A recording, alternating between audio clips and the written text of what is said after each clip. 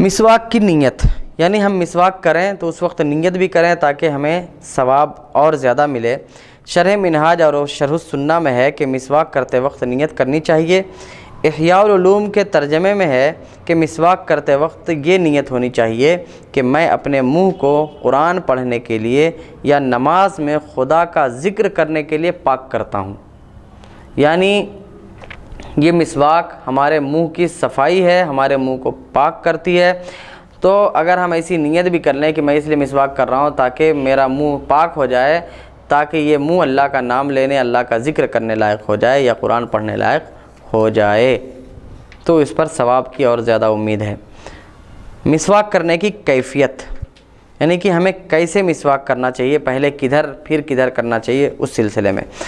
کبیری میں ہے کہ پہلے مسواک اوپر کے جبڑے میں داہنی طرف کی جائے۔ پہلے مسواک اوپر کے جبڑے میں داہنے سائڈ اوپر والے داڑھ میں کیا جائے، جبڑے میں کیا جائے، پھر اوپر کی بائیں جانب والے حصے میں ادھر، اس کے بعد نیچے کے جبڑے میں داہنی طرف، پھر بائیں طرف کرنا چاہیے، اس طرح۔ یعنی پہلے اوپر دائیں اور بائیں، پھر نیچے دائیں اور بائیں کے حصے میں مسواک کرنا چاہیے۔ بحر میں ہے، بحر الرائق میں ہے کہ مسواک کرنے کی کیفیت یہ ہے کہ اوپر نیچے کے دانتوں پر اور تالو پر مسواک کی جائے۔ یعنی اوپر نیچے، یعنی پہلے اوپر پھر نیچے، یہ مطلب کہ دانتوں نیچے کے حصے میں۔ اس میں یہ ہے کہ بس تفصیل نہیں ہوئی، اور آگے ابھی تفصیل بھی کریں گے وہ، کہ اوپر نیچے کے دانتوں پر اور تالو پر مسواک کی جائے، یعنی پہلے اوپر نیچے کے دانت، اب تفصیل کر رہے ہیں، اور داہنی طرف سے ابتدا ہو، یعنی رائٹ سائڈ سے شروعات ہو، اور کم از کم 3 مرتبہ اوپر اور 3 مرتبہ نیچے، اور 3 بار پانی لے کر مسواک کی جائے، یعنی 3 مرتبہ ہم کم سے کم کلی بھی کریں۔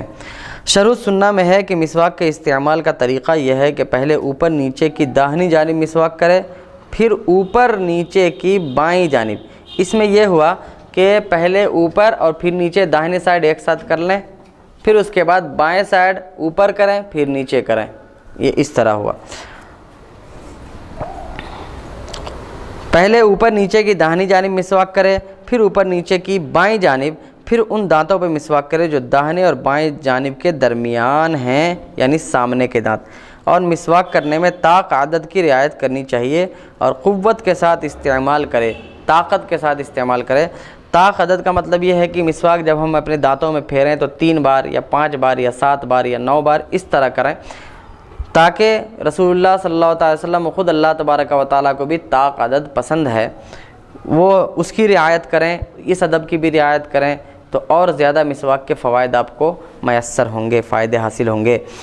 اور طاقت لگا کر مسواک کرنی چاہیے، اگر آپ کے منہ سے، آپ کے دانتوں سے خون نہیں آتا تو طاقت لگا کر مسواک کرنی چاہیے۔ عوارف میں ہے کہ خشک مسواک کو سوکھے ہوئے مسواک کو تر کیا جائے، پہلے بھگایا جائے اور فارغ ہو جانے کے بعد پھر اس کو دھو دیا جائے، ورنہ اس کو شیطان استعمال کرتا ہے۔ یعنی جب ہم مسواک کریں تو مسواک کرنے سے پہلے دھو لیں، تر کر لیں، بھگا لیں، پھر اس کے بعد مسواک کریں، پھر ہمارا مسواک کرنا ہو جائے تو اس کو اچھے سے دھو لیں، یعنی نیا تازہ کی کرنے لائق دوبارہ مسواک ہو سکے، کہ ہمارے منہ کا کچھ بھی اس کے اندر لگا ہوا نہ رہے۔ دھو لیں، دھو کے رکھ دیا جائے، اگر دھو کے نہ رکھیں گے تو اس کو شیطان استعمال کرتا ہے۔ حجت اللہ البالغہ میں حضرت شاہ ولی اللہ محدث دہلوی نے لکھا ہے کہ آدمی کے لیے مناسب ہے کہ مسواک کو منہ کے انتہائی اور آخری حصوں تک پہنچائے، یعنی ہمارے منہ کا آخری حصہ جہاں تک ہے، یعنی دانتوں کے ادھر جبڑے کے لاسٹ تک، وہاں تک مسواک پہنچائیں تاکہ سینہ اور حلق کا بلغم بھی ختم ہو جائے۔ اور خوب اچھی طرح مسواک کرنے سے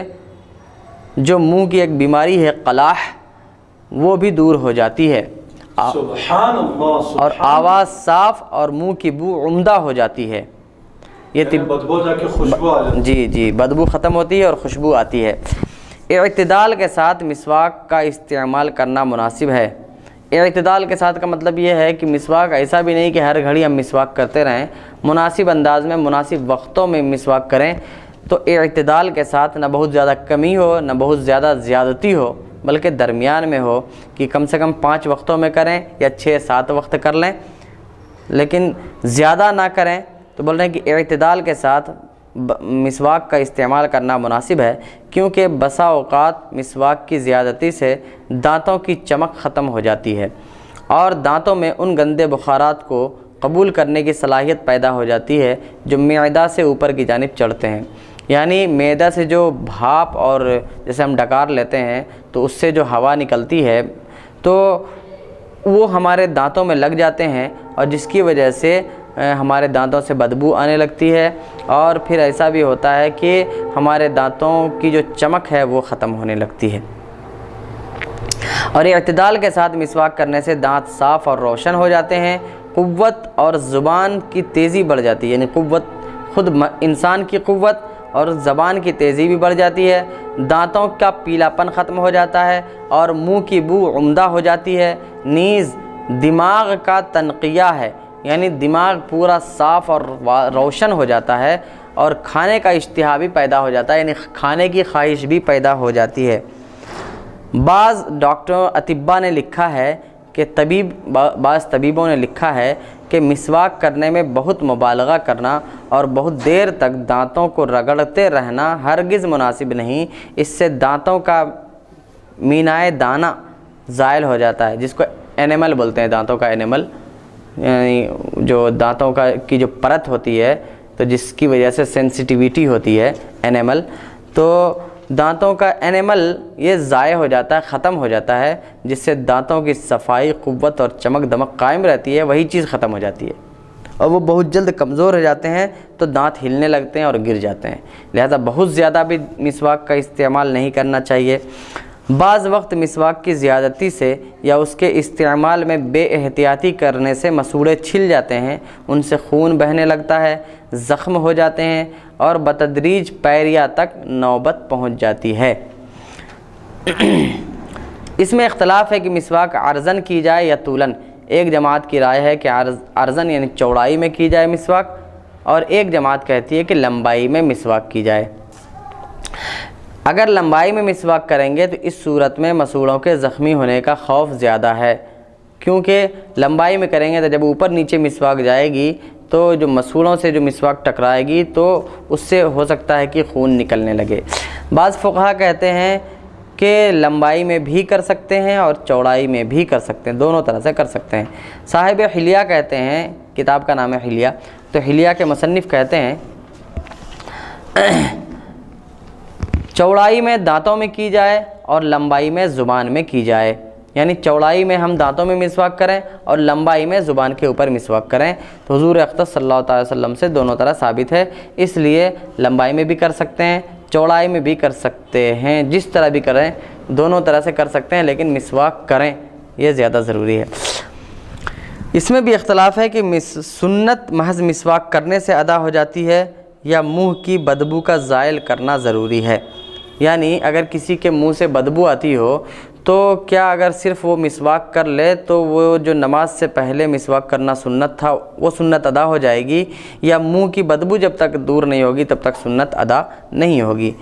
تو دونوں قول ہیں۔ حافظ عراقی فرماتے ہیں کہ ملائکہ کا منہ کی بدبو سے تکلیف پانا جو اس کی علت قرار دیا گیا ہے، اس کا تقاضا یہی ہے کہ ادائیگی سنت کے لیے بدبو کا ازالہ ضروری ہے۔ یعنی اگر کسی انسان کے منہ سے بدبو آتی ہے تو رسول اللہ صلی اللہ علیہ وسلم نے فرمایا ہے کہ جب تم قرآن پڑھتے ہو تو ملائکہ تمہارے منہ پر اپنا منہ رکھ کر قرآن کریم پڑھتے ہیں، سنتے ہیں، لیکن اگر تمہارے منہ سے بدبو آتی ہے تو ملائکہ فرشتے تمہارے قریب نہیں آتے۔ اسی وجہ سے رسول اللہ صلی اللہ علیہ وسلم نے مسواک کرنے کا حکم دیا تاکہ منہ کی بدبو زائل ہو۔ تو اب حافظ عراقی یہ کہنا چاہتے ہیں کہ جب منہ کی بدبو کی وجہ سے فرشتوں کو تکلیف ہوتی ہے اور منہ کا بدبو کرنا ہی اس کی وجہ بیان کی گئی ہے کہ اگر تمہارے منہ سے بدبو آئے گی تو فرشتے تمہارا کلام نہیں سنیں گے، تو ایسی صورت میں سنت کی ادائیگی کے لیے، سنت کے ادا ہونے کے لیے منہ کی بدبو کا زائل کرنا اور اس کا ختم کرنا یہ ضروری ہے۔ لیکن بعض دوسرے علماء یہ کہتے ہیں کہ مسواک کر لینے سے سنت ادا ہو جائے گی اور دھیرے دھیرے انشاءاللہ مسواک کی برکت سے منہ کی بدبو بھی ختم ہو جائے گی۔